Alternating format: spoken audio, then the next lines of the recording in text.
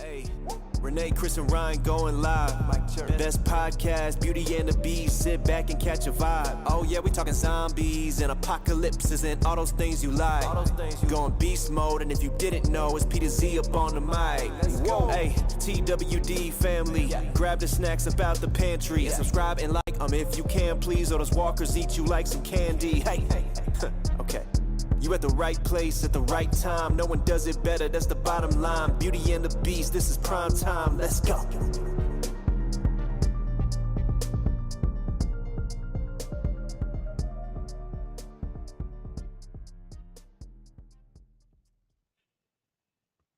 And we're live. I almost gave you guys a Robin Williams. Hello. What's going on, everybody? Thanks for coming and hanging out with us. I see there's a lot of conversation going on in the chat pre-show. Something about a picture and all sorts of stuff going on.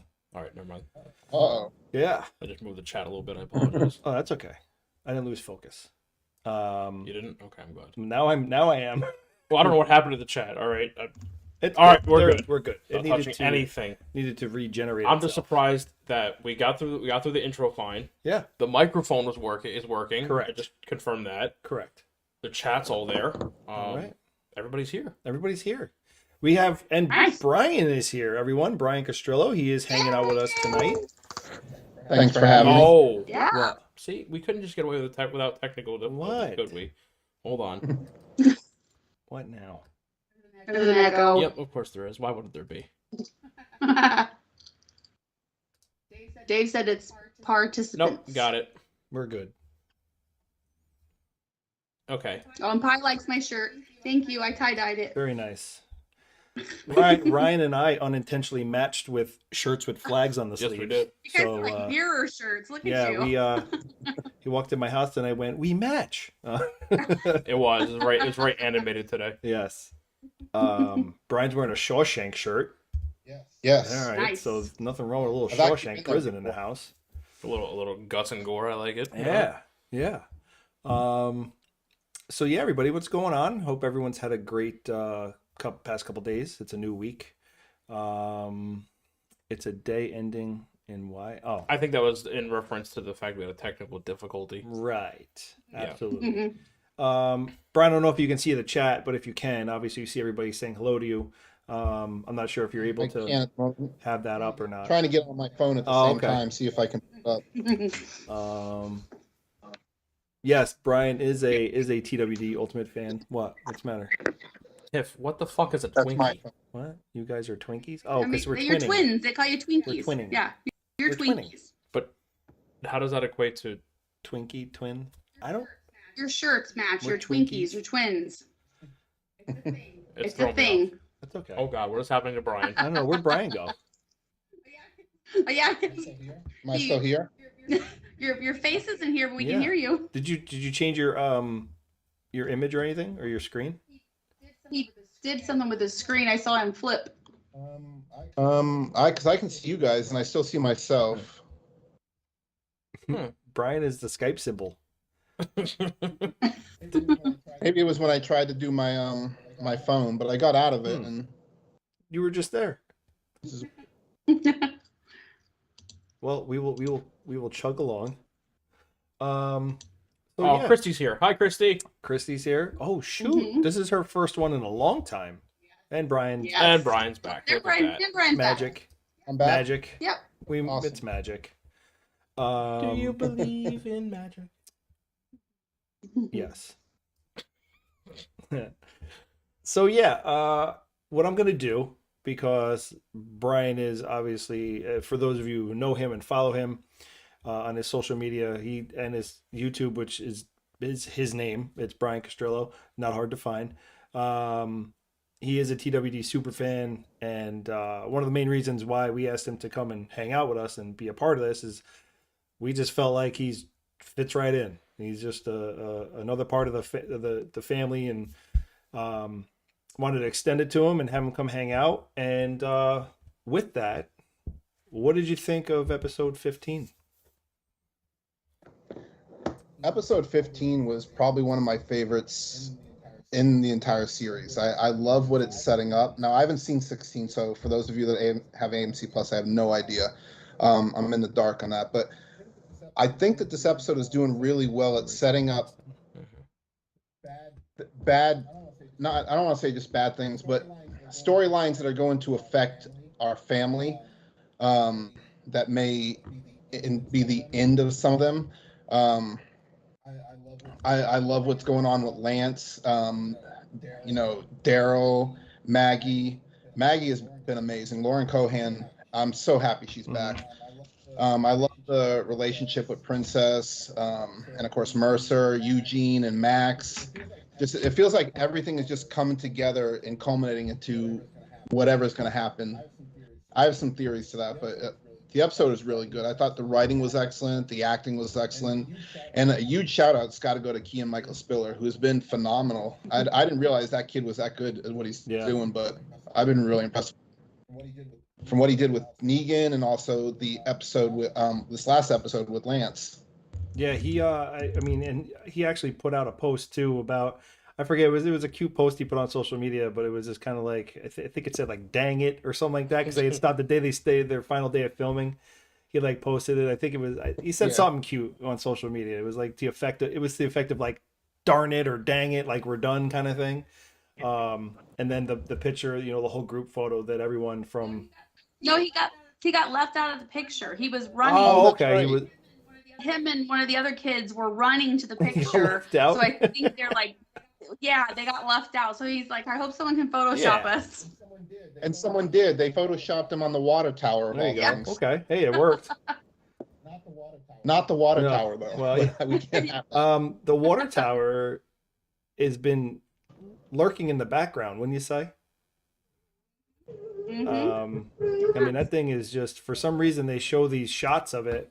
Just, I don't know if they're just doing it for fun, but I don't think so. Yeah, I know. I think it's more of like a. I don't like. I think it's more of a, hey, don't forget about me. Things happened Mhm. around me in the comics. I feel like that's coming very, very soon. And I'll just look at the people who were at Hilltop when they were putting that very prominent in the background. Yeah. Yep. Now, Brian, you had mentioned, what things that are going to transpire and happen with our family, being, the people on the show, and either people dying or whatever, or families growing. We were all talking about Mercer and Princess, and how, it's really great to see a comic book part from the characters, like a couple being put together in the show. And those two together, I think on camera, during the scenes, are amazing together. There's a lot of chemistry there. Yeah. A lot of good Absolutely. acting. I mean, it's just good acting. Their on-screen chemistry is perfect. And what's kind of cool about Princess's character is she comes from a background of mental health issues, and you can see she's trying to help out Mercer there. But even in real life, Paola does a lot of stuff from mental health, and I think that helps transpire the role that she's playing in this current storyline as well. But she's a fierce advocate for mental health in real life as well as in the show. And I really like that scene where she was talking to him and trying to get out, what's going wrong. Well, actually throughout the whole show. In the beginning, he was like, I'm fine, just leave me alone. But then as the show went on, she got him to, talk about what had happened with them and what was bothering him. Yeah. And I mean, we'll touch base, I think, a little bit more too with Mercer's mindset and everything. Zaina actually just pointed out too, also Eugene and Max and their relationship, that's blossoming as well. A lot, there's a lot to break down from this episode. A lot happened. We saw, a breakdown between Lance and Daryl with, that, I don't really would call that a relationship, but a professional professional one, relationship. Or like more just Daryl using them for what he needed kind of thing, and then we've all kind of felt like this was a infiltrate from the inside out kind of thing, let's get our people in and do what we do, and I think we can all agree, like that's happening. Like, you have Carol working for the bad guy, and which we all know what Carol does to bad guys. And I mean, that's just a no-brainer right there. And then you have Daryl, you have Rosita, Eugene, even now. Yeah, and then it becomes a bigger family too in there with bringing in Max into the group. Yep. You know, and even Princess I think Princess is going to be the one that sways Mercer to their side. Yeah, I kind of feel like he already knows. Like he knows he's a very smart man. Like Mercer knows. I think in the conversation he has with Max. I think the moment with Max is what. Yeah, in the conversation he has with Max, he says it's not perfect. Yeah. You know, this place ain't perfect. But we've said it from the beginning. Ever since we started to really kind of get this fleshed out version of Mercer's character, you know, aside from that, like the first couple glances we got at him when they really started to peel back the layers of Mercer, we had always said that he's this kind of person. You don't know which side of the fence he's on that episode. You know, one minute he seems like he's, you know, all hail the Commonwealth. And the next minute, you know, he's punching holes in the walls of the hospital. You know what I mean? And so it's almost like he's swaying back and forth on the fence. And now Princess might be the one to be like, you know, let's go over here. And she kind of pulls into the side of you know, the group. Right. That, and he also is very well aware that they're always watching. Yeah. You know, he even tells Daryl, you know, hey, yo, they're always watching. So he has to kind of play it very politically. Yeah. About that powerful moment that Max said to Mercer when she was like, maybe you're just a poster on the wall after all. Yep. Mm-hmm. Yeah. And then afterwards he walks over towards it and stares at it. Yeah. Yeah. Because it's like, you know, are you just playing the puppet piece, you know, or are you just the puppet for the community kind of thing? You know, everyone looks up to you literally is what, So yeah, that it's, like I said, this season, this second part, as we discussed in the pre-show, like it's got me back on the edge of my seat. You know, where it's like I need to know where the story's going, and you know, it has been a very long time since any of us have felt that way about this show. For me, it's been like season 6, season 7 when I really kind of, with like the introduction of Negan's character, especially because I loved Negan in the comics, and so when they introduced Negan, and I've loved Jeffrey Dean Morgan. I always thought he was like one of the coolest people who could play any version of character you wanted him to, and so when they introduced him, I was always like itching for the next episode. But then after like season 7, I would say it kind of really did taper off for me until now. Yeah. Yeah. You know. And then aside from like that group, you have Connie, who's on the inside also with them, trying to figure out this list of names. You know, there's we all find out that, you know, this list of names is either a group of uprisers like within the community who are like known throughout whatever this list of people or whoever the leader might be of that list. I mean, do you have any suspicions, Brian, on who the leader is of that group? Or I do have a suspicion on what that list means, and what Lance's involvement with that is.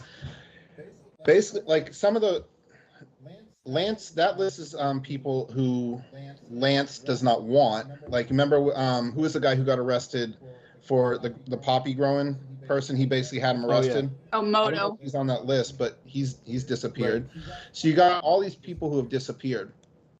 And what if you look through the Walking Dead universe, where has people been taken? Right. Not in the Commonwealth. This is kind of where I'm going with this. I think Lance is connected to the CRM, personally.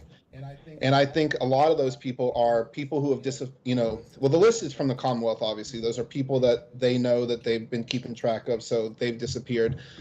But I have a feeling that Lance knows someone from the Commonwealth, specifically Jadis. I think that those two may know each other. And I think Pamela Milton, I kind of think of her as like a politician. You know, politicians are assholes, excuse my language, but they are what they are. But I don't see her as like a snake, you know, kind of the underbelly or whatever. She's just doing what politicians do to maintain her family and her position and her power.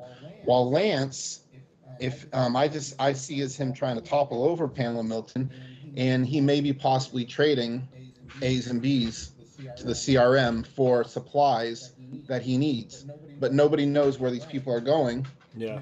I mean, some of them obviously are Sebastian's doing, but just like Rosita was saying in the last episode, you know, I think that this is bigger than just, you know, what Sebastian was doing, and that's where I kind of see Lance going to. I mean, I could be wrong, but that's just kind of my personal theory. Yeah.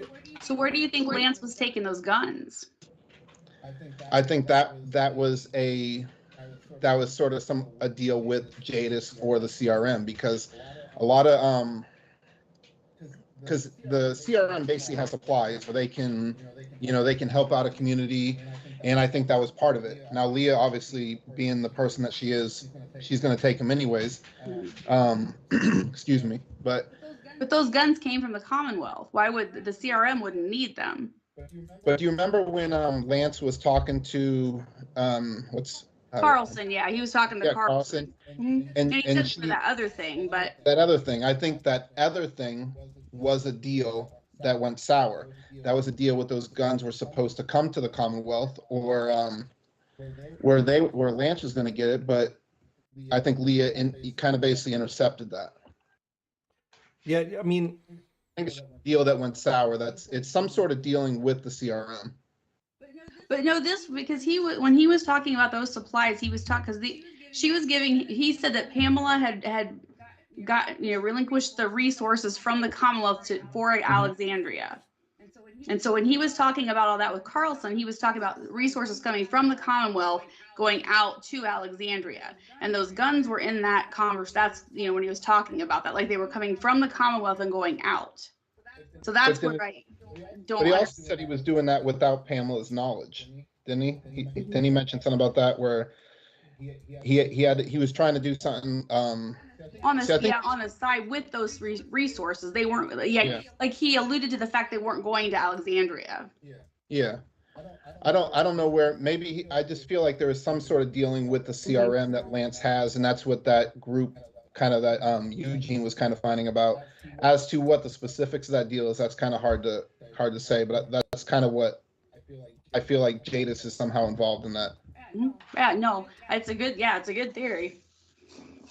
And I wouldn't be surprised if Georgie comes back, because I've in one of my previous theory videos, I see Georgie as sort of a kind of like Jadis before going to the CRM, because when she was talking to Maggie earlier, she was talking about finding the best in the world to make the world better and she was trading information on how to get better. She was basically kind of looking what Jadis was doing. She was looking for people or resources that can make the world better. Almost at least what they were doing or what they said they were doing early on are very similar.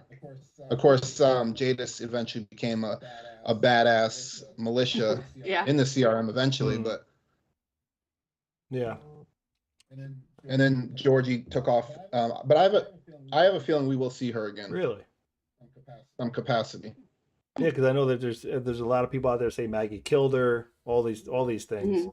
But yeah, I mean, it would definitely be interesting. I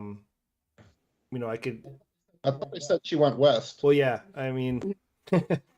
Well, that's what the fan theories and stuff. Lots of fans think that she killed them. But even that Maggie killed her and the twins. Right, because was an episode or two ago, Maggie sat there and she made a statement to I forgot who she was talking to. Could have been Negan, maybe. I don't know, but she had said something that alluded to the fact in one of the previous episodes that basically she did some shit. It had to do with Meridian and everything else, and I basically did things to make this all happen for me and my people, kind of thing. So I hope more of that does come out. Because I've always felt where's Georgie been this whole time? Why hasn't she been more of the storyline? And especially since Maggie left with them, I always kind of figured they would have played a bigger part. And then a lot of the speculation, a lot of what people say, they always think that she got what she needed from Georgie and just wiped them out. Because I always felt like Maggie was. But it would fit her role, is what she does. Yeah. I always felt like Maggie wasn't 100% when she came back. We haven't heard the whole story about Maggie while she was gone. Yeah. One thing that was interesting with Georgie is she didn't trade with the kingdom or Alexandria, and would only specifically talk with Maggie at the hilltop. Yeah. So that's why I kind of was thinking on the CRM thing where she's looking for, something that was successful. And if you look at like when Pamela Milton came to the different communities, she only had interest in what was going on with the hilltop. When what's Aaron, he said that we've been invaded multiple times and we had to fight back to get our security back. She was almost ready to leave, and then she went to Oceanside, and they basically said, well, without Maggie, you don't get us either. But she almost like scoffed at Alexandria. Yeah. Yeah, you definitely saw that. I'm reading, as you guys have been talking, I've been going through the chat. A lot of people talking, obviously, about Ezekiel and Carol. I'm trying to maintain it as much as I can. No, it's all good. I want to make sure, like, as everyone's, discussing hot topics here and everything like that, I want to make sure that Linda's mad at me. She said stop talking about Nagy. Neggy. And then Pi said hashtag Team Nagy. Yeah, I mean, well, Pi's just an antagonist. I kind of like Nagy though. Nagy. Nagy sounds really funny. I don't know Nagy. why. I think Jeffrey Dean Morgan just shut that shit down recently. Well, yeah, so we have some complaining about Annie and Negan, and then Zay's complaining about Leah, which I yeah, agree. She's Leah, annoying as yeah, shit. Leah. Oh yeah, Leah. She needs to be a Walker Kibble by now. Yeah. And I made the point that as much as this pains me to say, Negan and Maggie are much better match than Negan and Annie. Because we're talking about JDM and Lauren's on-set chemistry, which is phenomenal. Right. Everything they say just flows very naturally. And when she shows some of her disdain for Negan, it's almost as if Lauren feels that way about JDM, which I think from everything we've seen that's not true, but that's how she delivers herself. Mm-hmm. And so it's actually believable. Yeah. Annie and Negan, maybe we haven't seen enough of them for it to really feel natural. I don't know. Right. But it just doesn't translate very well for me. Well, it happened fairly quickly. I mean, look, Negan leaves, was it a few months, 3 months to three? 6 months. She's 12 weeks for Annie. Yeah, because she's 12 weeks, right? So it had to be, yeah. So you're looking at like 6 months. Yeah. And you know what? He leaves, he finds a place, he hooks up with a chick, gets her knocked up, gets married. It's like, dude, that was 6 months. I made the point that I think Negan is using Annie. I think that, or he used her at the beginning, and that was to help him survive, because again, everything he does has a plan. He's very calculated, very meticulous. Yeah. And Dave from Squawking Dead made a great point that 6 months is a long time in a zombie apocalypse. A lot can happen in 6 months. Who knows? A lot can happen if you plan it the way you want it to happen in 6 months. And Negan doesn't do things by accident. Right. I mean, I think he cares for her? Yeah, because we've obviously all seen the transition that he's made as a character throughout he cares for her. I mean, he's having a child with her and all that stuff. And we all know that Negan, as far as his character and pre, apocalypse, was a father, and, it's something that he cherished. So, it's if he gets to have that kid. What's that? I said if he gets to have that kid. And that's the other thing is, what with Annie maybe not making it, and everything, and I guess we could all maybe assume that either with the spinoff happening that either Annie and Baby die, or Annie and Baby go in another direction because he sends him in another direction. But however that's going to play out, that's going to play out. I'm kind of leaning towards Annie and the baby dying, and that being one of the things that kind of bring them together, brings Maggie and him together, because now Negan has lost yet another significant other of his. But where does Herschel go on the spinoff? That's with Maggie? I have thought about that too. And then he gets Stepdaddy Negan. I could see Annie getting a very famous character death from the comics. I think a lot of us have thought about Laurie Grimes. Is that Laurie's, right? Or Laurie's death. Mm. Yeah. Because that was a pretty gruesome death where her and the baby, Judith, both died. And that's in a gunfight. Mm-hmm. Yeah. So, you know, eh, and but okay, so you put that to bed. We've nailed that one down. We have a spinoff that's been confirmed with JDM and Cohen, but where's Herschel fall into this? So Well, I mean, does she? if he's part of the spinoff with them, that's going to add a huge component that he's going to start rebelling against Maggie because now she's shacking up with the guy who killed his father. Shacking up. But just because they're in a spinoff together doesn't mean they're shacking Yes, they are. up. Damn it, Renee. No, they are. Angela King has said they're not. She has said this way back when. She said that they are not relationship Renee, material. I love you like family. I will turn your video off right now. Turn it off. Go ahead. You can't. Still doesn't make it not I'm in true. denial. Damn it! All right. But I'm just saying. No, I don't. Yeah. I mean, does she just leave him like with the rest of the kids, like Michonne and everybody else? We have Camp Walking Dead. Yeah, like Camp of the Dead. Well, you can't leave anybody else with Daryl because he ain't gonna be around. Uncle Daryl won't be home. And we can't trust if Daryl's going to be with Carol. We can't trust her with kids, obviously. Oh, I got it. They're gonna leave them all with Jerry. Jerry's got all the damn kids to begin with. Jerry and Nabila are going to have notice. 16 kids. Jerry and Nabila, maybe they'll start a school. Nabila will be a teacher. Jerry will do ironworking or something. Instead of daddy daycare, it'll be daddy dead care. Like, Nice. I don't know, but like they have like what, 4 kids, 5, something like that. Definitely a big Yeah, family. and Four. yeah, so you throw Four. Judith in there, and We need to get Yeah. Cooper Great. and Nadine on and ask them the hard hey, questions. if you think I haven't tried to message anybody, I've done messaged them. I messaged them all. All right, so back into the show. We'll go to Eugene and Max, where they had a very funny sequence. I mean, not funny, but I guess it was funny. Eugene is the the the Grubhub or the Uber delivery guy, the Commonwealth Uber. And she hands him the money, and he's just like, she's like gives him I don't know what it was, but she just like, hits tipped him in him the a couple chest. bucks, yeah. Hits him in the chest with the money. She's like, "Thank you." and then Eugene just looks up the money and then looks up awkwardly at the maintenance guy, and he's just like, Yeah, that was definitely gave you a little chuckle. I mean, it was funny. Eugene, look,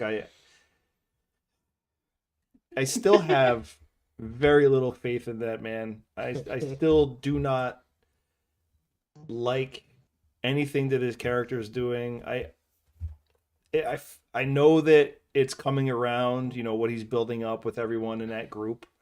They're trying to figure out the list and all these other things, and they're trying to basically uncover everything that's going on with Pamela and everything else. And this would be one of the other sides of the overthrow of the Commonwealth, would be their doing and their work, and what they're doing.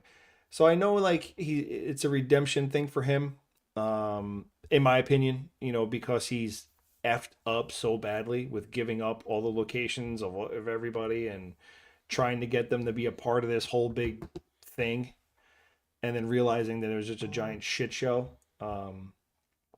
And the other thing with Lance too is we have to remember that he's got his own little core of like CIA agents. You have fake Stephanie, you have fake Plumber. It's like you got all these people who are just impersonating other identities, and they're working apparently directly for him. And where have they gone since that episode? Like, what are they doing? Are they part of the other side of the plan that you were talking about, Brian? You know what I mean? Yeah. He's got reach, like he's got branches, and he's got his feelers out there with his people that confide in him and are backing him and I guess his ideas.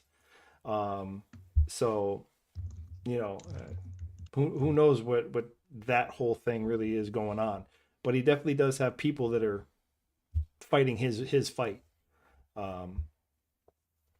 Awkward moment when the troops there, the Commonwealth guys and Lance all head to Hilltop.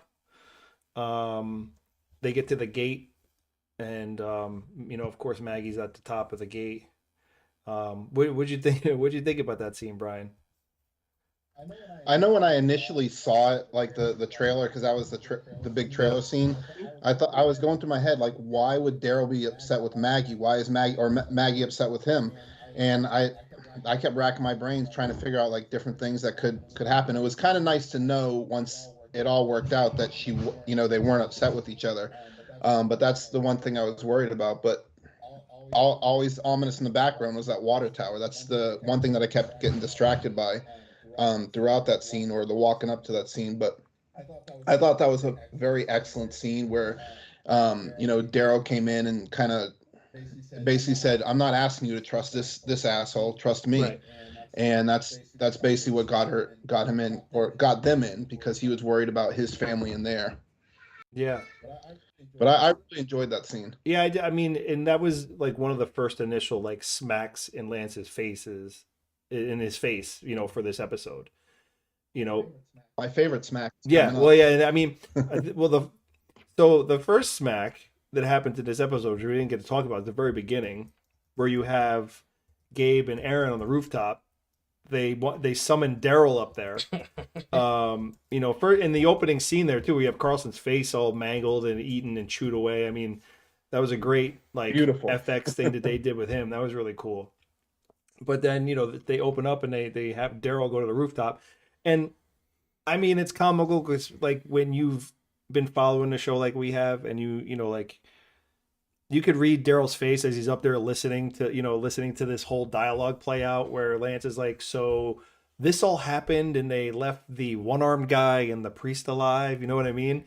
And Gabe, I think Gabriel just goes, well, wait, oh God, what is it? He goes, oh man, well, we almost didn't make it. You know what I mean? Like, like, what do you mean? And Daryl's face, he's just standing there, and you can tell that Daryl is just like, these MFers, you know what I mean? and then Lance looks at Daryl like, well, what do you think? Yeah. And he was like, well, they said it happened. It happened. It happened. Yeah.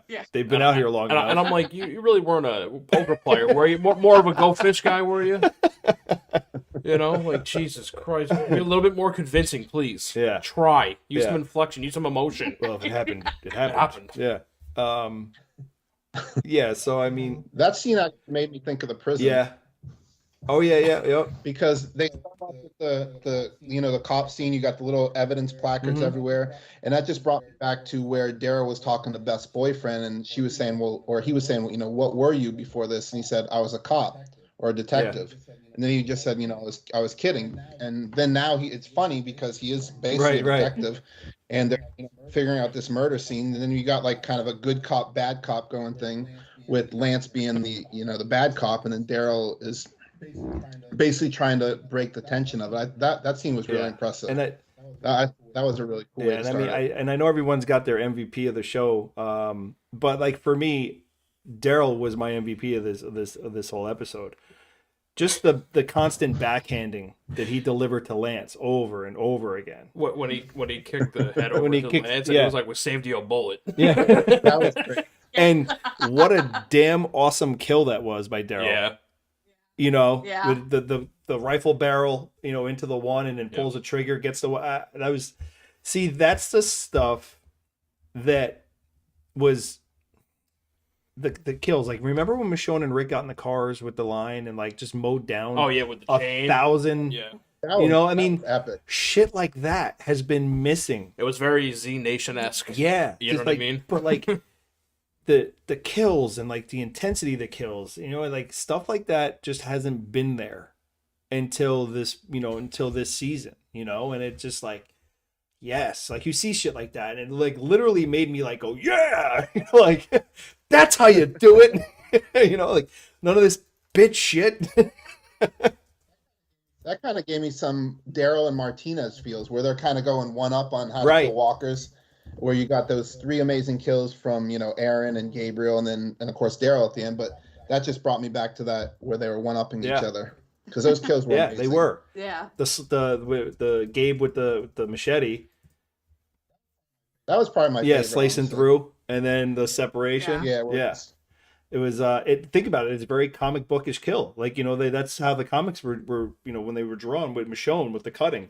you know, the slicing through. You don't And see that yeah, slice, the sliding off, you know, it's been missing, and it feels so good to see it happening again.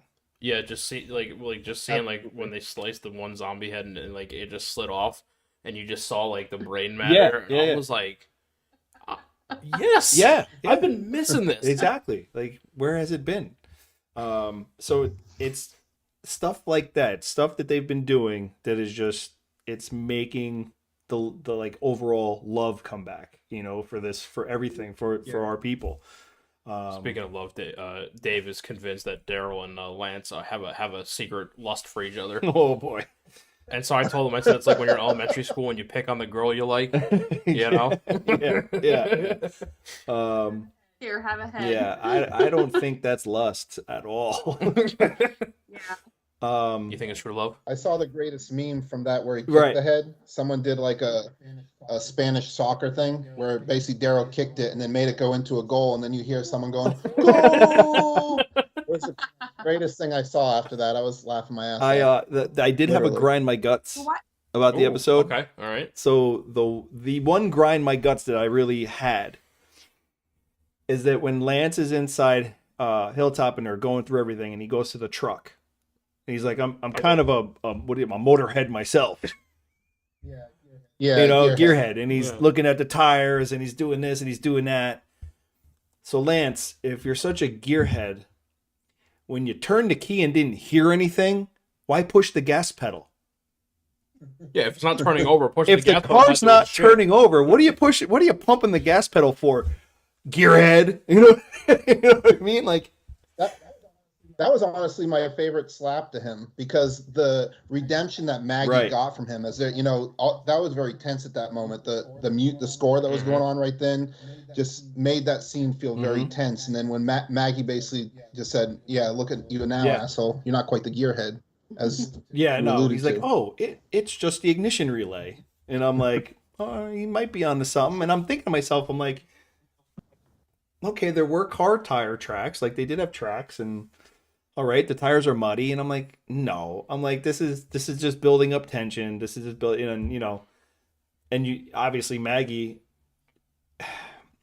like her not knowing that they didn't do anything wrong, but like just her face, you know, is just riddled, you know, because like, what if the truck, I guess, does start? I don't know, you know, but like, you know, you didn't do anything wrong, so it's like, does she just kill him right there after it starts? Like, oh, it starts, boom, you're dead. So I have a feeling that Maggie knows a lot more about vehicles than maybe a lot of people Grew realize. up on a 'cause farm. If you go back to season 2, I mean, her father was someone who did a lot of that stuff for the farm, and she was the oldest kid. I have to assume that she got a lot of that passed down from her, you know, living on the farm, and so she may have been the one that purposely made that truck not work But yeah, it's true. with whatever happened. Yeah, I just that whole he's officially made himself, like, obviously, I mean, as far as an actor goes, you know, we've said this hundreds of times, you know, like when you play the bad guy but you play it so well that people literally hate you, you're doing a good job. You know, like I literally, I can't stand his face. I hate his mannerisms. You know what I mean? Like everything he does makes me cringe. So it's like, kudos to you, but you know, I can't wait for you to And die. that's why he was my MVP. Was he? Yeah, because like you were saying, how he makes you hate Right. people, or he makes you hate the character. And I feel if any actor can do that, they've done a phenomenal Sure. job within the show. And that's what he's doing. And he's not doing it just like and being an asshole and like kind of like how Negan did it or the governor did it. He's doing it and then smiling at Right. you, which pisses you off even Mhm. more. Exactly. Very true. He does, and he's got that smile that you just want to smack. You just want to smack that face. Well, that's like when he's pinned up against the wall by Elijah, and everybody's kind of, you know, got their figure, you know, their finger ready on the trigger, Yeah. and you know, and then he says something like, whoa, I'm sorry about any miscommunications. Right, And- yeah. And I was like, Yeah. oh, Yeah. I want to punch your beady little eyes and you fuck. They are beady. Yeah, He beady. does beady eyes. Beady eyes. He's got that bad guy beady eye thing going. But again, that's how I felt about, you know, like Gregory. And the only reason, the only reason I like Gregory now is because I love Xander. You know, I've gotten to know the man. I've hung out with the man, and so like I love that guy. I loved Gregory. But I thought he was such a cocky. I wanted to just choke the shit out of him. Yeah. No, I know. And yeah. The actor who plays Elijah, he's doing fantastic. Right. He hasn't got a lot of scenes, but just he is so menacing. Like, I'm glad he's on our team. Like, when I was watching him, like, I would hate to have him pissed off at me. I mean, just the stare that. Oh, sorry. I was just gonna say the way he stared at him, like you could feel the aggression from him. Yeah, and I mean, Renee, you had some particular feelings about Elijah for this episode, right? Yeah, I made him my MVP because I was like he seems very protective of Maggie and Herschel for all they've been through, and it was like he didn't care that every gun was pointed at him. He was not gonna let him go. You know, he refused, and I just really thought he did a great job with that because he didn't care. He, you know, whether they were gonna shoot him or not, you know, he was not gonna let him go. So I thought, but I like that he's been getting like a little bit more screen time and things. Like you said, not a lot, but a little bit more. See, but so we did have that one moment on top of the roof. Yeah. The previous episode, which was bad. He had his mask back on, so that was cool. Yeah. But I mean, are you happy that he's getting this much more screen time? Because we usually know what that means. Usually that isn't a good thing. Yeah. It's almost like Game of Thrones. Well, it's the end. Yeah. I mean, but my thing is, we're 15 episodes out of 24. We've lost heart. It's like they're, you know, we've got to. I mean, I don't want to lose a lot of people, but we've lost hardly anybody. You know. It's coming. And I mean, it's gonna happen, you know. And I mean, it's the final season for crying out loud. We've lost people, but we've lost a lot of single episode people.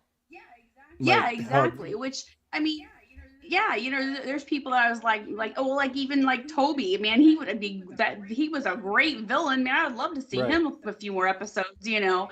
But it's not gonna happen this late in the game, you know. But some of they just.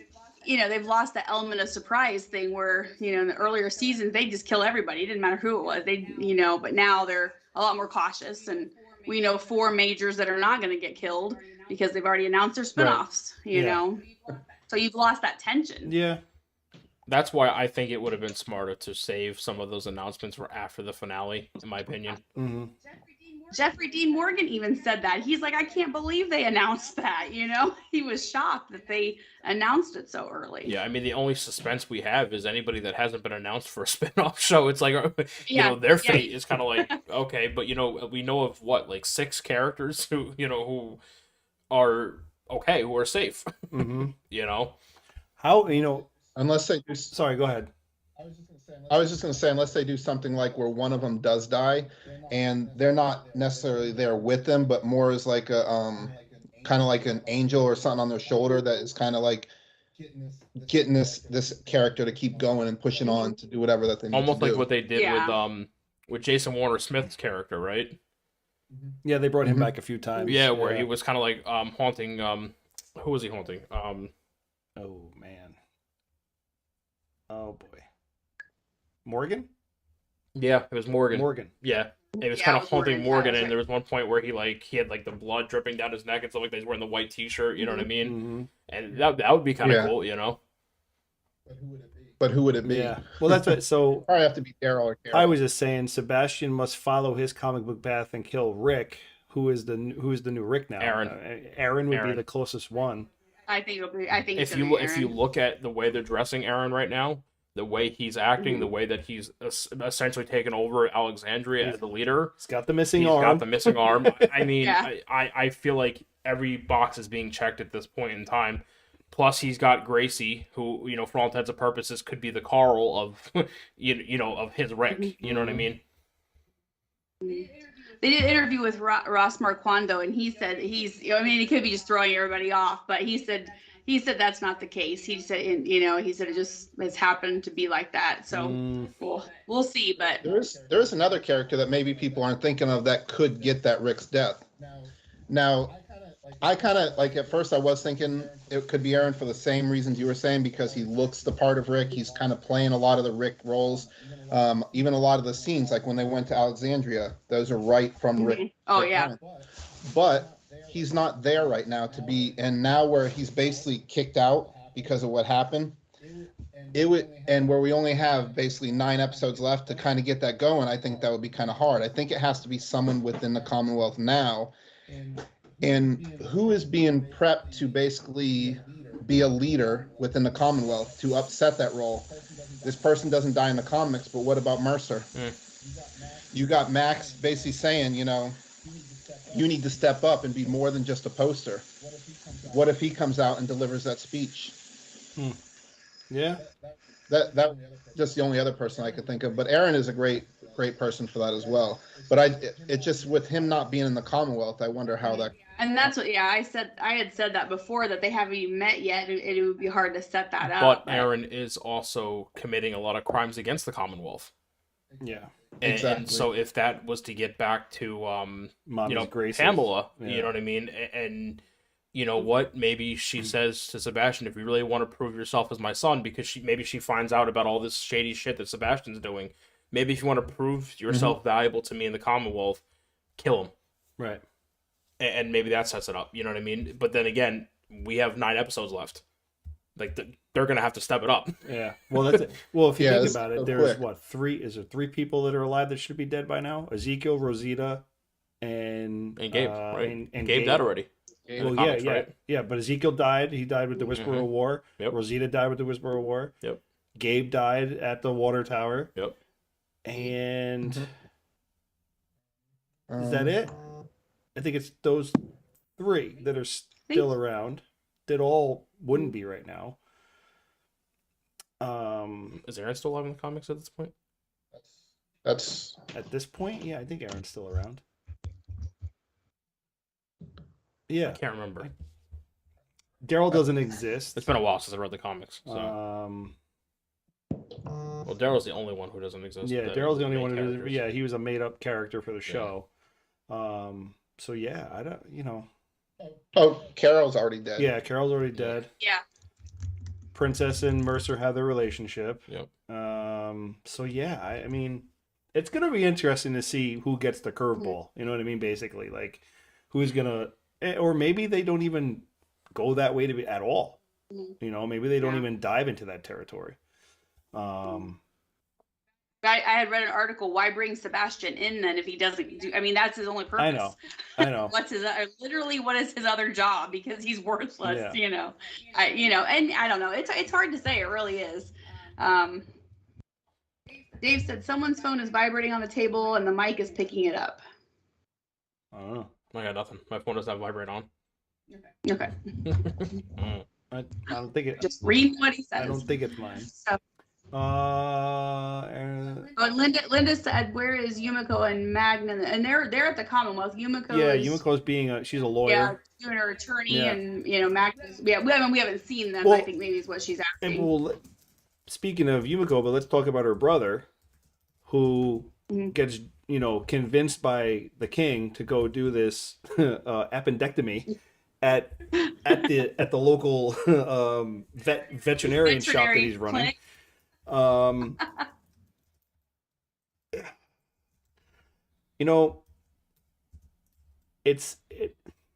It brings me to the point that like our group really hasn't changed really at all from their roots. You know what I mean? Like they're still the same people that they've always been, no matter where they are.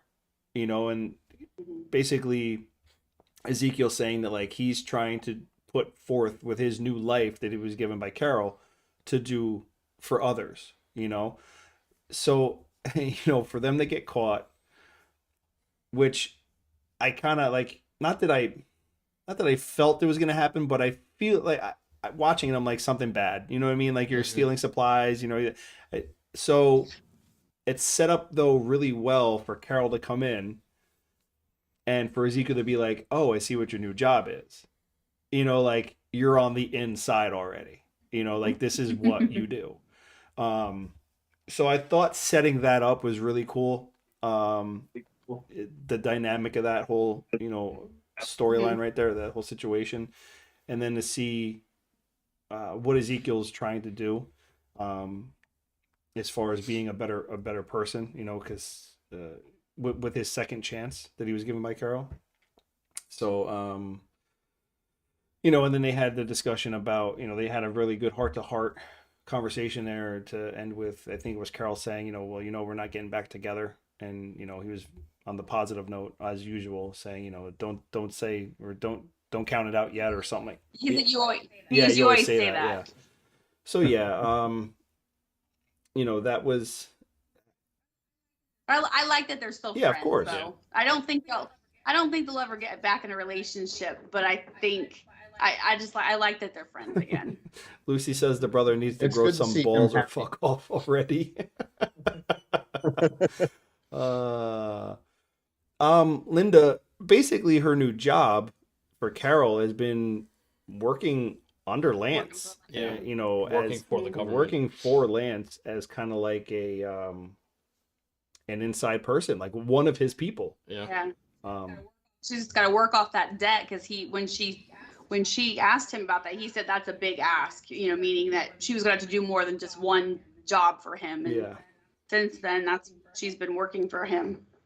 Yeah, it's you know, but we all know that Carol can spot, you know, a pile of shit from a mile away. So she knows exactly who Lance is. I think she's the only one who really knew who he was from the get-go. Oh yeah, Carol, her bullshitometer is like, Yeah. you know, so much more fine tuned than anybody else's. I mean, Aaron was hook, line, and sinker. You know, he bit that bait real quick, and you know, like, he just went with it. You know, Eugene too. You know, he fell for it, but you know, per the usual, Carol, you know, just kind of plays her "I just bake cookies" role, and you know, whatever. Who do you think, Brian? Who do you think kills Lance? By the way, do you think it's Carol? I think Carol is probably one of the best people to kill him. It could even be Sebastian, but I'd probably have to go with Carol on that. I feel like she's setting him up to die. But Carol may put herself in a position where she may get hurt as well. Or maybe even Ezekiel. Yeah. Maybe he, you know, I guess you could see Ezekiel, yeah. Redemption kind of thing. I could see, what if, you know, maybe Lance threatens Carol and then Ezekiel would come after him. That's kind of that's what I mean. Yeah, it's kind of like a redemption thing. I mean, I always kind of, I feel like they're playing it up to be Daryl because of they had so much screen time together and the things that are happening between those two. And you know, but yeah, I would love to see Carol be the one to do it. I think she'd be my favorite to do it. Ezekiel would be a good dark horse, though. I kind of have a thought about Ezekiel where he may be sort of a variation of Dwight's comic book death. Because in the comics, that's two of our characters. Right. Of course, Holy shit, Rick Dwight, is the one that ends up killing him. But I don't think they can really do it like they do in the comics, because even if Dwight was to come back, which I still think is possible before the season ends, but I could see something happening where either Ezekiel maybe kills one of our characters or ends up getting killed himself, because he's building this basically giving back to the community. He's happy once again, kind of like this is bringing back to the kingdom. Where he was basically, he's smiling again, and where he could see some of our group kind of, you know, going after the Commonwealth. He may want to protect that because he wants to help people, because he still cares about Carol, and I could see that becoming somewhat of a conflict for him. Okay. Because he got his life back. Yeah, I do want to actually dive into a couple of questions that we got for you, by the way, from some people. Okay. Well, we answered both. I just told Tiffy, we answered both of those, but we didn't answer them in order. Right. So. Yeah, no, I was just reading. We did answer. Okay. Yeah, we answered what Carol's new job was, and we answered what was Lance doing with the guns. We answered basically what we thought of Negan's new wife, Annie, and then, but then, so who do you think sent the list of names to Connie and Kelly? Do you think it was Mercer?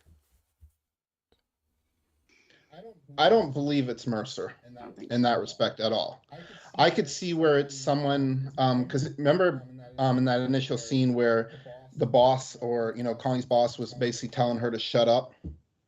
We got to do what we have to do, because we can't mess with Pamela Milton. If she says do this, she says jump, how high? But that other guy Connie was saying basically, don't do that, don't print it out until she said, go ahead and do it. He's sitting there listening, or the boss was sitting there listening. And this is kind of a way to do it quiet under the radar. Like, they have to appear, because maybe they have mics or cameras around. They have to appear that they're doing good for, Pamela, but those two were in that room with them. And maybe one of them was the one who actually slid it under the door. Okay. Because obviously anybody who is working at a newspaper room, they may see a lot of things. Because I don't know who else outside of that one scene that might have that information that Connie's looking for it. Yeah. Could it be Max with her connections? It could be, but she only kind of got a whiff of that right now, and they already got that letter or the list of names. Yeah. Or Because she didn't she's realize playing it off Sebastian that was way. doing- That's true. Yeah, she could be playing coy. But I could see it being someone from the newsroom. Or it could be another. I mean, they were talking when they were talking to Mercer. There was more of the troopers standing around. If there's another Tyler Davis in the group, they could, because they didn't know that he was. I don't know. Maybe someone we don't know yet that's in that group. Wherever he is. Mm-hmm. Well, no, not him. I mean, like another guy. There's another resistance member that's still not made himself known. And still, acting like he's still within the group. Yeah. Yeah, I don't know. It's I'm reading, as you guys were talking, I'm reading this next question from Linda, and it's about Lance and Leah at the end. Where Lance says, "You were not easy to track down." Linda is wondering does this mean that Lance knew about Leah's existence before the convoy attack, and was this Lance's plan from the start? I don't think so. I don't think he knew anything about Leah. I think he just means in general they were looking for this person who had done the attack for such a prolonged period of time that and they lost. She took out a shit ton of their people. So I think I don't think he knew anything about Leah at all. I think at this point in time, Lance thinks that Leah is the one who attacked his people. Oh, by now, yeah. Yes. Yeah. At that point. Yeah, at that point, yeah. Yeah, and I think when he made that comment, that's what he was saying. He was just saying you, not like Leah. He was just meaning whoever this person was, the person who took my guns and killed all my people. Right. Yeah, that's the way I took it also. Yeah, I don't think that he had any idea about her at all. Which is just really convenient that he just found her and she was camping out that close to what was going on. Well, that was a lot of guns. She couldn't lug them very far. I know. But God, talking about what grinds my guts. I feel like we beat this to death, though. How convenient. Yeah, I feel like we beat this to death, but it's true.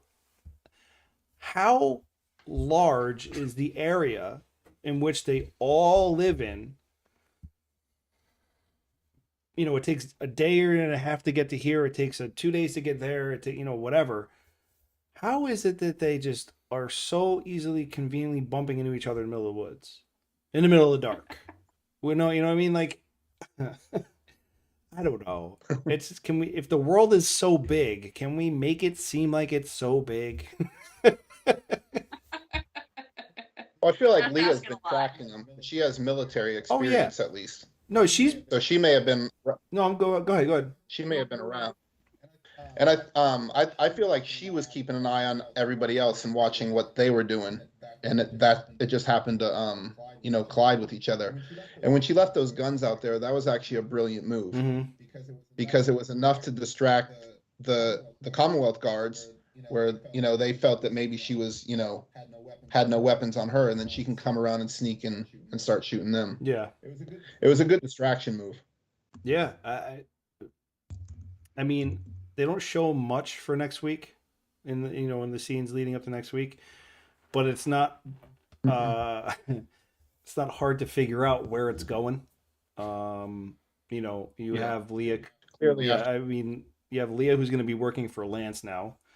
Um, If you watch the teaser, they tell you yeah, what's happening. I mean, so, yeah, if you say, I mean, so there's a 30-second teaser that gives away Yeah. a lot for the next right. episode. So it's like, that Leah's going to be on the hunt for Maggie, and because that's who Lance wants dead, so that it's gonna play out. It's gonna play out really. The next episode is more tense than this one was, because I did see it. Get it? It's more tense because she was in a tent. Oh my god! Can I hit you with something right now? Can I hit you with something? That was great. That was. there is one thing that I thought of, that a little small detail that goes back to the earlier season 11. Carol has Leah's knife, True. and Leah knows, that's her knife. Daryl gave it to her, and I thought that has to come into play at some point. I don't know if you. I mean, I haven't seen the next episode, so I have no idea what even happens there. But I feel like that has to come into play somehow. There'll be no spoilers here, sir. I appreciate that. Yep, spoiler-free Yeah. The zone. reason why I don't watch next week's episode. Yeah, we don't do that. But yeah, I'm just gonna say that if you've been enjoying this part 2 as much as like I personally have, and if this past episode had you like really anticipating and really kind of like stressed out as what was going on, then the next episode is gonna be worse. It's gonna be worse. That's one and like, oh fuck, at the same time. It's gonna be worse in such a great way. Yeah. Yeah. Much badder, And speaking of the word, but much gooder. Much worse. Much better. Much gooder. Much more better. Let's pretend nobody saw the and how next about episode. Daryl Yes. dropping the F-bomb. Yeah, Daryl and his F-bomb. Oh yeah. I mean, Daryl dropping the F-bomb. And how creepy was it when Lance put the hat on Herschel?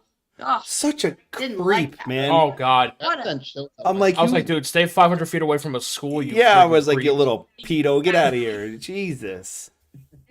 did not Like, like at, that. like at one point, he went like this on his Ah. shoulder, and I'm like, yo, Ah. get away from him, you friggin' perv. It was just creeper, man. I'm like, God, this guy die already. Yeah. And Kean killed that scene. Yeah. No, absolutely. Oh yeah. 100 No, he did. Uh, He was giving him the stink eye Yeah. and everything, man. He was just not having it.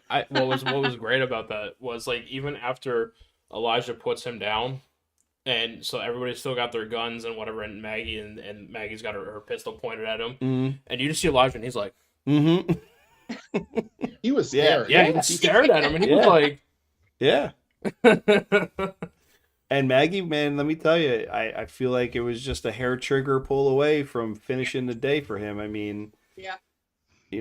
Well, God, she had a great line there Yeah. too. People have threatened. Yeah, people have threatened my She said family it- before. Many people have threatened my. Yeah, many people have threatened my family in the past, and most of them are Yeah, dead. most of or them were dead. something. I mean, God, what a line, right? mhm. What a line. Outstanding.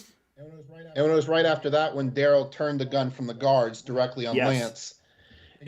And what was great about that moment is that a lot of people might think that maybe that F-bomb was just for like ratings or like, oh my God, he said the F-bomb. But I actually felt that added to the scene. Like it was perfect in the moment, and like it felt natural. Mhm. It didn't feel It like wasn't it was forced. Yeah. Yeah. It was. Yeah, they weren't just trying to get him to say the F word on TV. It was Yeah. Let's get it Specific in for moment. our quota. Yeah. Yeah. It was very fitting. I was Yeah. I wish Rick Grimes said it in the train car. Yeah. I was almost thinking that when Maggie made the comment about people threatening her family, I kind of half expected Negan to show up out of nowhere and be like, "Hey, what I miss? Bada boom! Whoa, hey, what's going on here? It sounds like, did I come here at a serious moment? Am I interrupting?" I just feel like Jeffrey Dean Morgan is like the Deadpool of the Walking Dead Yeah, universe. You know what I absolutely. mean? Yeah. shows up with the bat on his shoulder. Hey. Whoa. Like with Gabriel, you are creepy. What did he say? You are one. Oh yeah, You are creepy. Yeah, Yeah, creepy as yeah. shit. Yeah. well, But I even think in just the comic route he says you are one yeah. creepy motherfucker. I think. I think. Yeah. Yeah, I think probably. But even just that most recent episode, he was like, "Let's put it back. Let's put him back in our pants and zip Yeah, up." yeah. You know, because he hadn't been seen for what 2 episodes, and that's the Right. first thing he says. Yeah. And even when he saw like Gabriel, and like now he's got like this friendship with Gabriel. He looks at him, he goes, "Hey, Gabe." Yeah. Yeah. And Aaron still has this look on his face, like Oh yeah, Aaron Aaron's just a does freak. not. He hasn't Yeah. fallen into love with him yet. Oh no. So I have a feeling Aaron could be someone we lose. yeah. I really think so. And I think Oh, it's yeah, for been sure. set up from the moment him and Gabriel were with forgetting his name, the character's name, but the guy from the Terminator. But if you go back to season 10, the extra episodes, Maze. Aaron is kind of losing he's kind of basically kind of going nuts, similar to way Dwight does in the comics.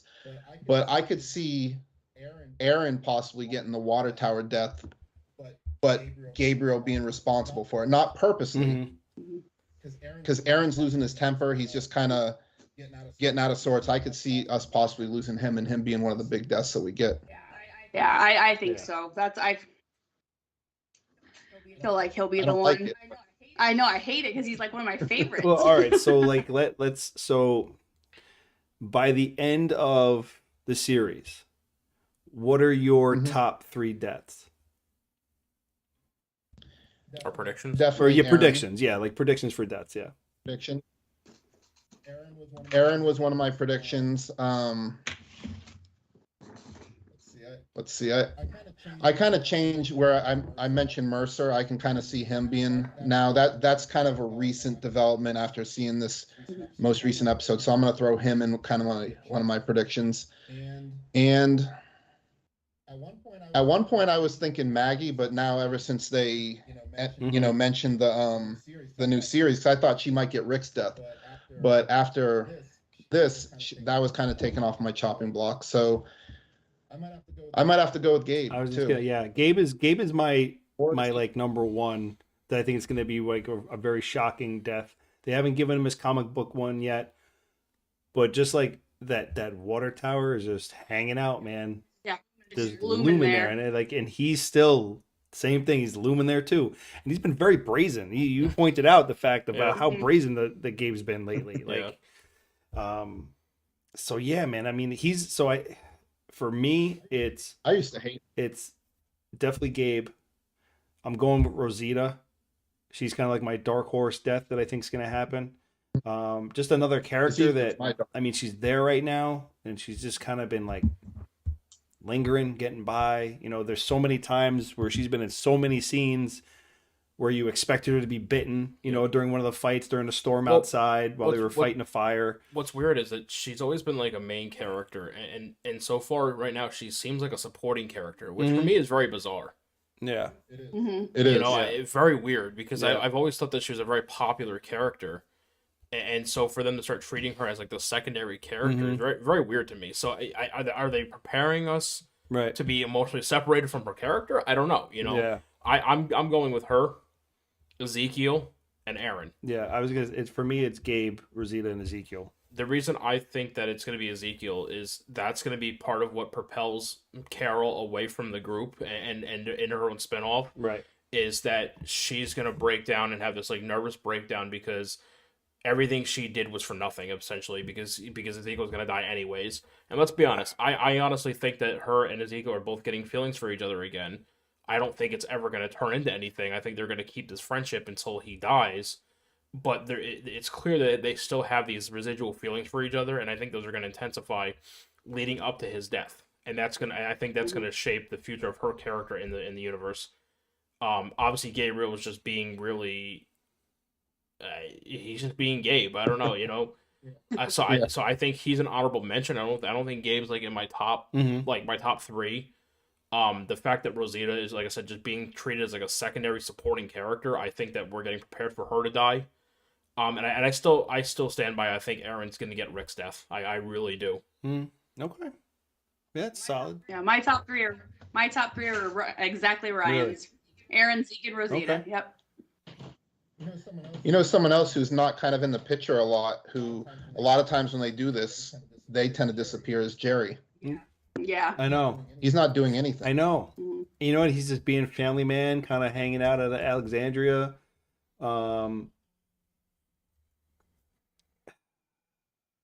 I oh, man, I hate not being able to say anything. All I can say is we'll, after next week, know more but not know more. We'll know more, but we won't know it Yeah. all. We'll know more, but just not all of it. There are two characters that I'm very nervous for at this moment, just the way the story is, but I don't think they're going to die. And that's Judith and Mhm. RJ. Because Daryl is now basically expelled from the group. Maggie can't protect him. Aaron and Gabriel can't protect him. And they live with Daryl over there. So who is going to be watching out for them over Yeah. there? And I could see Lance, because he knows what Daryl did, using them as basically a way to get to Yeah. him. Yeah. I mean, I don't know. It's going to be interesting. That's all. We're just going to sit here and keep picking away at it as the weeks come by. And obviously, we have a big break coming up. I mean, it's going to be brutal. Yeah, for sure. But fear is coming. Yeah. I mean, And then we'll have Tales in there then Yeah. too. So we'll get 6 episodes of Tales, and then it should be time for The Walking and Dead. we have the camp in May. So, I mean, you know, that'll get us through there too. So, Yeah. Brian, you going to the camp? It's something I would like to, but I'm not sure. A lot of things are going to be depending on if I can get my affairs in order and whether or not these taxes come in or for me to make those type of moves. But right now, I don't know if you heard my 5-year-old come up. So, I mean, a lot of things, Yeah. it's depending. I want to. I haven't been to a con since probably Walker Stalker. Yeah. So it's been a Yeah. while. Yeah. If I can't, maybe I might go to the later camp. But October. I think they usually have to do one in October, Yeah. which would be great They timing. did the fall bash or whatever Yeah. they call it, the fall. Yep. Yeah, the Fall Bash. Yeah, and if The Walking Dead comes back in August, September. Yeah, because I have a feeling that it's what 8 episodes, right? Is Yeah. the last one. I think if they come back in September, I think that it's going to lead them to ending the season around Halloween. And I feel like that's poetic. Yeah. Or they'll go like last year it started in August, so I'm wondering if they'll do the same as that. But it'd be really cool. I think it'd be really cool. Halloween's on a Monday this year, so if they did it and ended it that last Sunday before, and then it would bring it full circle. Yeah. Well, because it started on Halloween, Yeah. right? So On Halloween, yeah. That- So that would be cool. If they did that's it that why way. I'd be okay with them pushing it back a month just to have that kind of like that Right. feeling of Yeah. finality. You know what I mean? Yeah. Yeah, that would be really cool. Real quick, obviously, before we go, guys, do us a favor. Throw a thumbs up if you liked what you've been experiencing for the past hour and 15 minutes. Hit that subscribe button for us. Also, don't forget to go check out Brian's page on YouTube as well. Brian Castrillo. And all his socials are in the description. Everything can be I put found links. in the link below. So you make sure you hit the like button. Make sure you subscribe to us, so that way you guys know when we're gonna go live, and you know you can just come hang out. You can. I'm proud of you, Chris. Why? We talked about this. We don't do a good job of plugging ourselves. I know. You want to know what's been doing it though? Seeing 7 thumbs ups and 9 people watching. There's 2 of you who need to hit the damn button. Somebody's not One of them is probably Brian. I got a question for you guys. Brian has a question. What's that? Do you guys think, or what character may find something that may lead to Rick Grimes? Do you think we'll see? I feel like we're going to get something. Maybe we don't see him, but someone will find something. And who could that character be? Judith. What about a message in a bottle from Michonne at Oceanside? That could be That'd one be pretty too. cool, wouldn't it? Yeah, Just like floating on the shore and someone picks it up. Yeah. And they seem to be alluding also that RJ's very smart. Like they keep Mhm. bringing that up. I feel like that may come back later, Yeah. but I think that Judith and RJ are going to team up and go find mom and dad. Could be a spin-off. or at least get it going. Someone's got. I don't know if they can come with them. Yeah. It'd be interesting if they found Michonne and Rick, and then they're part of the movies. Something. I feel like they need to bring them. I feel like something with their storylines does need to happen at some time in the future. Yeah. Like that's the what like when this series ends, like, are we gonna experience another time jump? Like kind of like it's like so many things. Like, are we gonna jump again into the future? Are we gonna see them a little older? Like these. It's just things that like, how are we gonna end young lives in this? You know what I mean? Like, what are the next steps where we might get that closure, or are there plans in the future so that we can get that closure? Closing this chapter for me is just not as simple as ending the series with all like, do you kill them? So do you kill them all so that you don't have to worry about it? Or, do you jump ahead so we do see them in the future? Is there some kind of thing where like, there's like this, someone has this vision of what the future is going to be like and we see it play out kind of thing? I don't know. It's going to be really hard for me to swallow. One of the things I was thinking with, if Lance is trading people, if I do end up being right on that, what if he basically kidnaps little Herschel and that starts that journey? It could look, he's already got the creepy little thing for Herschel as it is, so but I just hope he dies, honestly, before any of that can happen. Yeah.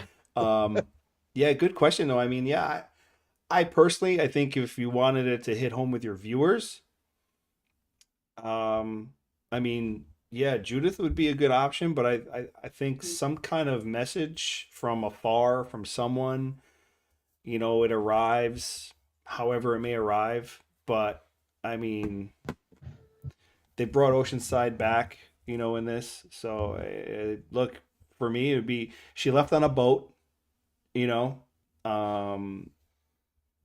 think a message in a bottle would be like really cool to have it wash up on the seashore.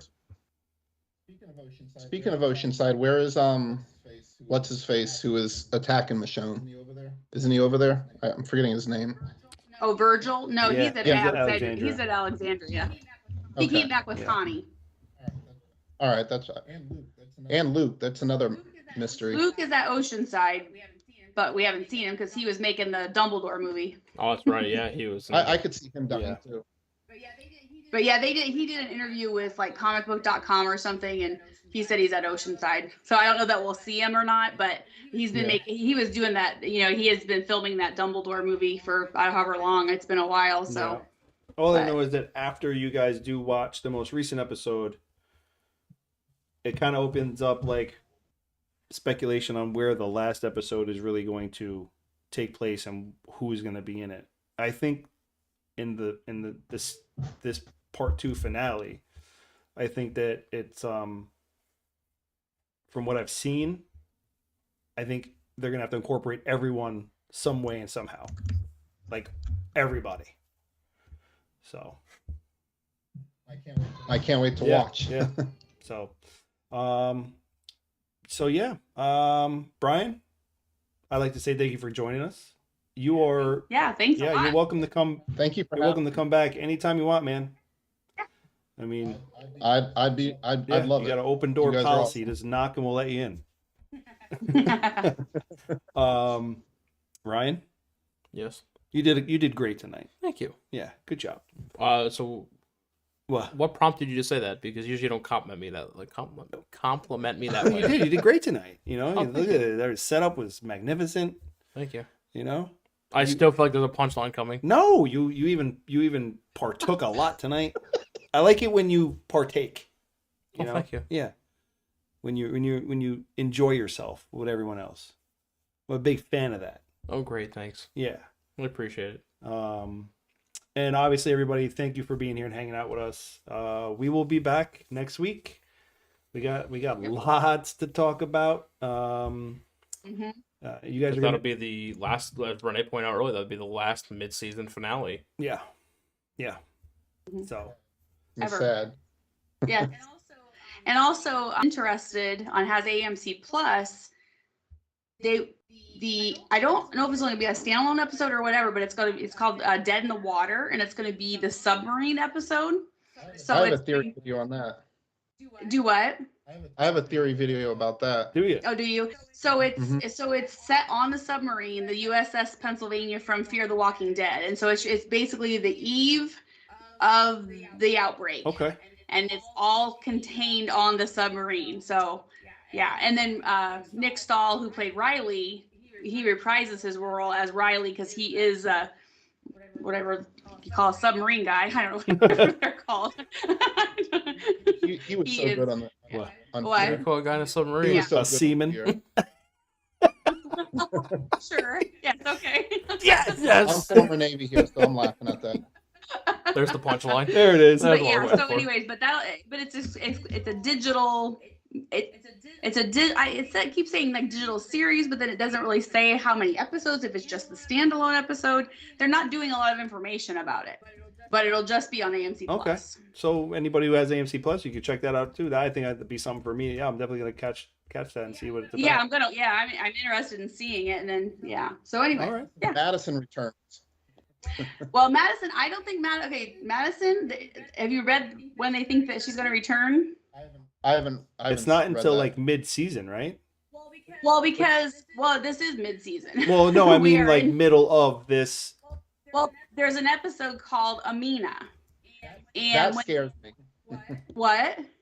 That because Amina I'm very well aware of because I did a Christmas video where I brought up Amina, which is that bird, Yeah. and that one, and also the episode with titled after Daniel Salazar's daughter. Those two episodes make me nervous. Yeah. Well, the Amina one is what they're speculating that could be when she returns. Okay. Because That would make sense. Because that is what Al named her tape. Oh. When Al did her interview, she told her that Madison told her the story of the bird named Amina that Nick and Alicia had as a kid and all that kind of stuff. And so they're speculating that's the episode she'll return in, which I forget which episode, but yeah, it's towards the end of season 7. Okay. So we'll see if that's Yeah. true, but that's the speculation. So. And that's probably a really good call because the writers and the directors love to use like they love doing stuff like that. Plays on names, all sorts of things. So Mhm. But the Yeah, one, so- what was Daniel's daughter's name? Ophelia. Yeah. Ophelia. That scares me because we know what happened to Ophelia, Yeah. and they better not do us with another Ophelia. True. Yeah. So it's going to be an interesting season for sure. Oh, Brian, did you have anything to say to Lucy, by the way, while you were on? Oh yeah. Yes, Lucy, my moist queen. I was so glad you joined us. You are our moist queen. I feel like she needs a crown that says that, moist queen. Maybe she can wear it to the camp. Yeah, that would be good. Great. And if she does, she has to wear that with any photos that she has with any of the cast. If she gets one, wear the crown saying "Moist Queen." Well, we're hoping to do some live video also while You know, we're if you there. say that too So fast, it comes out voice queef. Wow, that's a great way to end the show tonight, ladies and gentlemen. Ah, You sorry. gonna make some more noise? I do. No, I don't. I'm sorry. You're lucky Dave's didn't- not here. I Dave didn't- would be roasting the I- shit out of you right now I didn't about know it. it was gonna go smashing into the ground. Sorry for that noise, by the way, everybody. But yes, guys, we're gonna go. We're all gonna go now. Brian, thank you so much, man. It's been a blast. Thank Appreciate you, it. sir. Likewise, Yeah. thank you for having me. I really. We'll enjoyed definitely myself. do this again, man. Absolutely. With everything going on, we'll definitely do this again. And Sounds good. Renee, The one- packing, how's that going? it's going. Okay. It's going. All right. Things are looking real bare in the background. Yes, the house is getting Okay. very bare. Like it's echoing Yeah, when yeah. I'm talking. I noticed that. Yeah, everything's off the walls. Yes. Yeah, 1 month from today, everything will arrive in Georgia. Okay. So Very cool. All right. If you have any scheduling issues, obviously, but I believe right now we're all good for this coming week. Yeah, Okay. next week's great. Yeah, the next couple weeks Yeah, will be well, great. there's spring so. break for next week, so I mean, I'll be available any day. Mhm. So I'm good. Okay. All right, everybody. Thank you for being here. We love you guys. Thank you for staying up late over Love in you. the UK and Finland and France and Yugoslavia. I don't know, wherever you might be. We appreciate it. Chrissy, I don't know if you're still here or not, but thank you for joining us. It's been such a long time since you popped on. thanks. It was great seeing you. Been so Great seeing you. long. We love you guys, and we will see you guys next week. Good Yes. night. Peace. Bye. Brian, hang out for a minute. Hey, All right. Renee, Chris, and Ryan going live. Best podcast, Beauty and the Beast. Sit back and catch a vibe. Oh yeah, we talking zombies and apocalypses and all those things you like. Going beast mode, and if you didn't know, it's Peter Z up on the mic. Whoa, hey, TWD family, grab the snacks about the pantry and subscribe and like if you can, please. Or those walkers eat you like some candy. Hey, okay. You at the right place at the right time. No one does it better, that's the bottom line. Beauty and the Beast, this is prime time. Let's go.